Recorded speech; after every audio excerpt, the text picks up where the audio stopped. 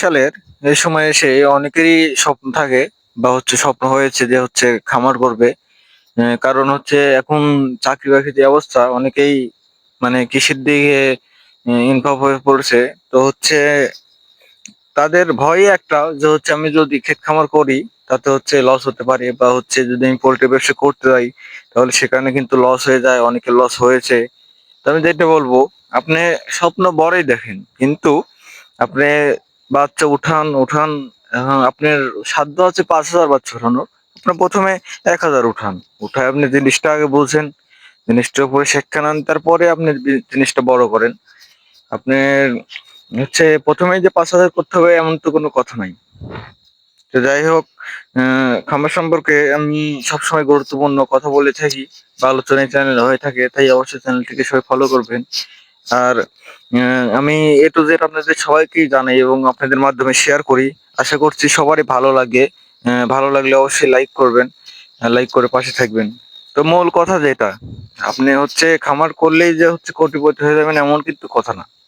আমি এটা কখনোই বলবো না যে আমি খামার করলেন আর সঙ্গে সঙ্গে প্রচুর টাকা মালিক হয়ে গেলেন। আপনার একটা চালান, দুইটা চালান খারাপও হইতে পারে, কিন্তু এদিকে একটা অপশন যেটা বলি, প্রথমের দিকে শুরুর দিকে কিন্তু আপনি অত না জানলেও মুরগিটা কিন্তু সবারই ভালো হয়।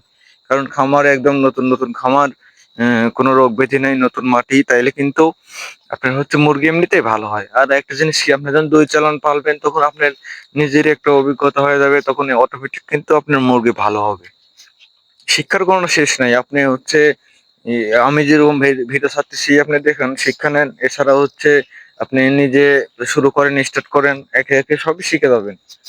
তো শিখার তো কোনো শেষ নেই। দেখতে পাচ্ছেন এখানে কি একটা অবস্থা।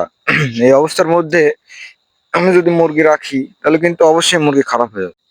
কারণ এখানে খাদ্য এবং উম মুরগিগুলা যে পায়খানা করছে সেইগুলো কিন্তু একদম জমাট বেঁধে গেছে, কাগজগুলো ভিজে গেছে, তাইলে কিন্তু মুরগি খারাপ হবেই অবশ্যই। কিন্তু এখানে আপনার নিজের জ্ঞান দিয়ে করতে হবে যে মুরগিটা এখন এই অবস্থা আছে, আমি যদি নতুন কাগজটা করি তাহলে কিন্তু অবশ্যই মুরগি ভালো হবে, বা খাদ্যগুলো নিশ্চয়ই একটু বেশি খাবে। আমাদের প্রথম 7 দিন চ্যালেঞ্জ থাকে অতিরিক্ত মাত্রায় খাদ্য খাওয়ানোর। তো এটাই আপনি করতে হবে, তাহলে আপনি সাধারণ জ্ঞানে কাজ করতে হবে। আর যেগুলো মেডিসিন টেডিসিন আছে আমি অবশ্যই আপনাদের সাথে শেয়ার করি, বা যদি দু একটা আপনাদের জানতে অসুবিধা হয় তাহলে অবশ্যই কমেন্ট করবেন যে এই বয়সে আমি কোন ওষুধটা দিব বা কোনটা দিলে ভালো হয়, আমি কিন্তু আপনাদেরকে জানাই দিব। আমার কাছে কোনো গোপন করার কিছু নেই। তো দেখতে পাচ্ছেন চারিদিকে এভাবে আটকায় সবাই যদি হিট দেন তাহলে অবশ্যই কিন্তু মুরগি ভালো হবে, মুরগি কোনোদিনই খারাপ হবে না। আপনি পরিশ্রম করেন, ইনশাল্লাহ ভালো হবে। তো বেশি কথা না বলি, আজকের মতো এই ছিল। সবাই অবশ্যই চ্যানেলটিকে ফলো করে পাশে থাকবেন।